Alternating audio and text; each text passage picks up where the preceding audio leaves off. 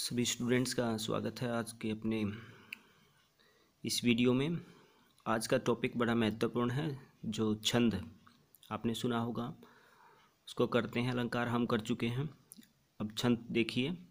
छंद का जो शाब्दिक अर्थ है वो है आनंदित करना, खुश करना। तो इसकी परिभाषा के रूप में आप लिख सकते हैं, छंद उस पद्य रचना को कहते हैं जो वर्णों अथवा मात्राओं की गणना, यति, गति, क्रम और तुक के विशेष नियमों से बंधी हो। तो ऐसी रचना जिसमें वर्णों की संख्या या मात्राओं की संख्या, चाहे वो उसके क्रम की संख्या हो या तुकबंदी हो, तो इनका सबका विशेष ध्यान रखा जाता है, नियमों से बांधा जाता है। तो ऐसी रचना को आप छंद कहेंगे। दूसरे शब्दों में कह सकते हैं, जहाँ काव्य में यति गति के नियमों के साथ मात्राओं व वर्णों का रचनाक्रम हो उसे छंद कहते हैं। तो देखिए, जैसे अलंकार होते हैं वैसे ही छंद जो है, छंद विधा काव्य को, सौंदर्य को बढ़ाकर पाठक को आनंद प्रदान करती है। तो देखिए, छंद के तत्व, छंद के जो हैं ये महत्वपूर्ण तत्व यहाँ पे लिखे हुए हैं। 6 से 7 इसके महत्वपूर्ण तत्व बनाए हुए हैं। जैसे पाद या चरण, प्रत्येक छंद में 4 से 6 चरण होते हैं, मीन्स जो उसके भाग हैं, पार्ट। मात्राएं और वर्ण, सबसे छोटी इकाई जो मात्रा होती है, वर्ण जो है भाषा की सबसे छोटी से छोटी इकाई, और वर्णों की जो मात्राएं होती हैं स्वरों की, वो मात्राएं यहाँ पे बात कर रहे हैं। लघु और गुरु, मात्राओं के आधार पर लघु और गुरु मात्राओं के आधार पर बांटे जाते हैं। संख्या, क्रम और गण, ये वर्णों की संख्या, उनके स्थान निर्धारण को आप क्रम बोल सकते हैं। प्रत्येक 3 वर्णों का जोड़ जो है गण कहलाता है। जो गणों की संख्या होती है वो वर्णिक छंदों पर लागू होती है। यति का मतलब विराम होता है, जहाँ पे हम किसी काव्य में रुकते हैं बोलते बोलते, वो यति होती है। गति, उसकी प्रवाह को गति बोलेंगे, लय को किस गति से छंद जो है पढ़ाए जा रहे हैं, पढ़ रहे हैं। तुकबंदी से तात्पर्य है यहाँ पे। तो ये देखिए, छंद के कुछ चरण थे, कुछ तत्व थे। तो ये देखिए आगे, इन तत्वों को आप डिटेल में भी पढ़ सकते हैं। चरण जो छंदों में 4 से 6 होते हैं। वर्ण मात्रा, वर्णों की मात्रा, हर्ष और दीर्घ, जैसे स्वरों को आप बांटा गया है वैसे ही छोटे को आप, जो जिसके बोलने में कम समय लगता है हर्ष, और जिसके बोलने में ज़्यादा समय लगता है दीर्घ वर्ण कहलाता है। लघु और गुरु हर्ष और दीर्घ के ही आधार पर बांटे गए हैं। लघु को आप आई के रूप में इंडिकेट करते हैं, संकेतित करते हैं, और गुरु को एस, जिसकी मात्राओं की अगर बात करें तो लघु की 1 मात्रा काउंट की जाएगी और गुरु की 2 मात्रा काउंट की जाती हैं, याद रखेंगे। 1 मात्रा और 2 मात्राएं इसकी काउंट की जाती हैं। संख्या, क्रम और गण की अगर बात करें, वर्णों की संख्या या वर्णों का निर्धारण जो है, स्थान निर्धारण को क्रम कहा जाता है। गण जो है मैंने बताया था, 3 वर्णों का समूह जो वर्णिक छंदों में प्रयोग किया जाता है। तो ये है, इसकी संख्या 8 होती है। सूत्र जो है, जो गण का सूत्र होता है, ये माता राजभान सलगा, ये कहलाता है। मतलब हर 3 के पेयर बना लेंगे आप।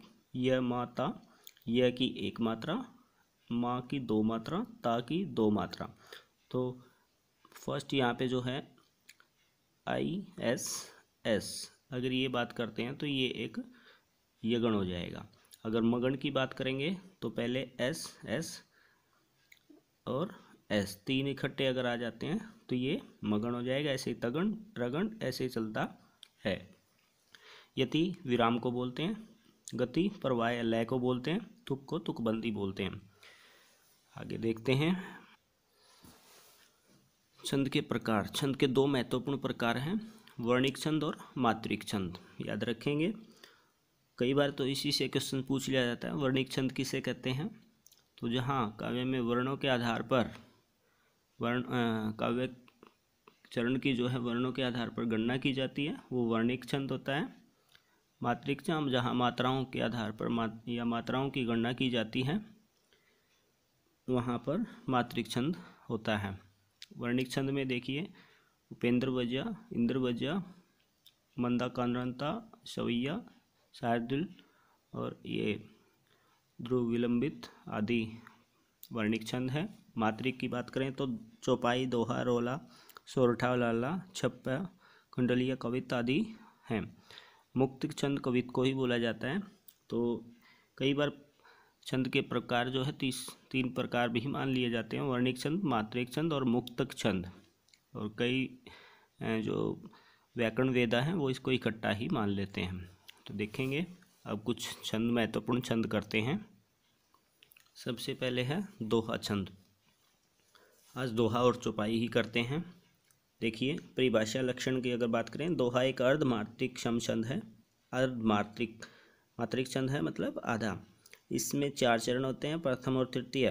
पहले और तीसरे चरणों में 13-13 मात्राएं, दूसरे और चौथे चरण में 11-11 मात्राएं होती हैं। छंद के दूसरे और चौथे चरणों का तुक बनता है। देखिए उदाहरण देखिए, करत करत अभ्यास थे, करत एक एक मात्रा है तो एक एक निशान लगाएंगे, इसको बोलते हैं आप लघु। और जैसे यहाँ पे भी ऐसा ही है, करत करत अभ्यास आधा वर्ण यहाँ पे है तो ये गुरु बन जाता है। तो यहाँ पे गुरु, तो एस मैंने बताया गुरु को संकेत करता है, जहाँ मात्राएं 2 हो जाती हैं वहाँ गुरु होगा। स लघु, तो ये मात्राएं हुई 13।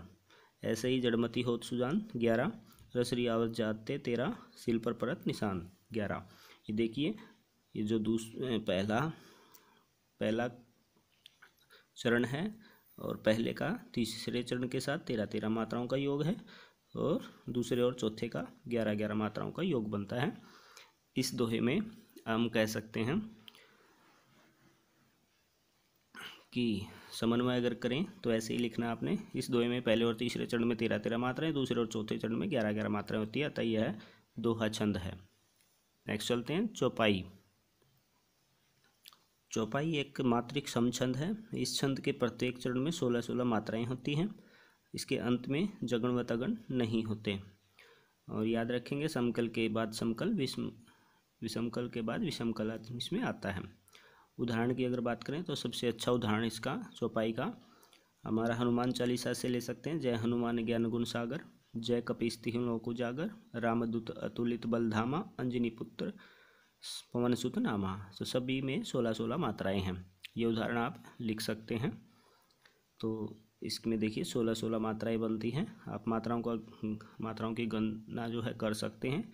2 मात्राएं, 1 मात्रा, 1, देखो यहाँ पे 2 वर्ण आ जाते हैं तो वहाँ पे गुरु बन जाता है। तो मैंने बताया था जहाँ पे 2 वर्ण बन जाएं तो वहाँ पर गुरु बन जाएगा। गुरु को एस से संकेतित करते हैं, मतलब 2 मात्राएं।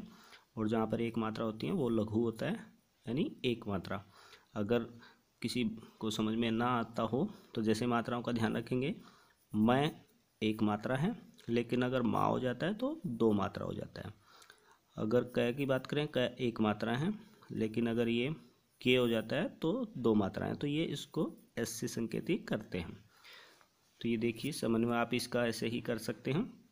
उपयुक्त काव्य में प्रत्येक चरण में 16-16 मात्राएं आई हैं, अतः यह एक चौपाई छंद है। तो आज चौपाई और दोहा ही हम पढ़ेंगे। तो ज़्यादा से ज़्यादा स्टूडेंट्स को इससे अवगत कराएं। इसको छंद में दिक्कत है, आगे महत्वपूर्ण छंदों को दूसरी वीडियो बनाएंगे। तो आप अपने चैनल को सब्सक्राइब करें और बेल पर ऑन क्लिक करवाएं। ज़्यादा से ज़्यादा जो बोर्ड की क्लासेस के स्टूडेंट्स हैं या किसी भी टेस्ट की तैयारी कर रहे हैं, उन स्टूडेंट्स को आप इससे अवगत कराएं और ज़्यादा से ज़्यादा लाभ पहुंचाएं। तो अपने चैनल को विशेष बनाएं। Thank you.